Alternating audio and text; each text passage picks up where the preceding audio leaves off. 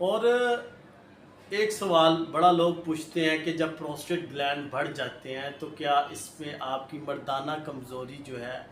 वो कम होती है, उसके ऊपर असरअंदाज होती है प्रोस्टेट बढ़ने के साथ?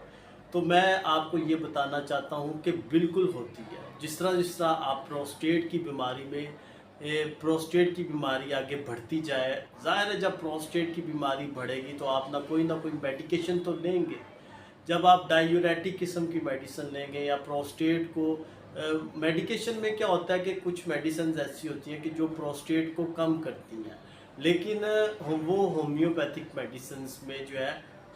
प्रोस्टेट को कम करती हैं। मोस्टली लोग स्टार्ट जो है वो एलोपैथिक मेडिसिन से करते हैं, जिससे आपके जो प्रोस्टेट गदूद हैं उसको थोड़ी वक्ती तौर के लिए सिकुड़ जाते हैं और पेशाब जो है वो खुल के आना शुरू हो जाते हैं। उसके जब आप इस तरह की मेडिकेशन लेते हैं तो फिर बहुत बुरा असर पड़ता है आपकी मर्दाना कमज़ोरी में।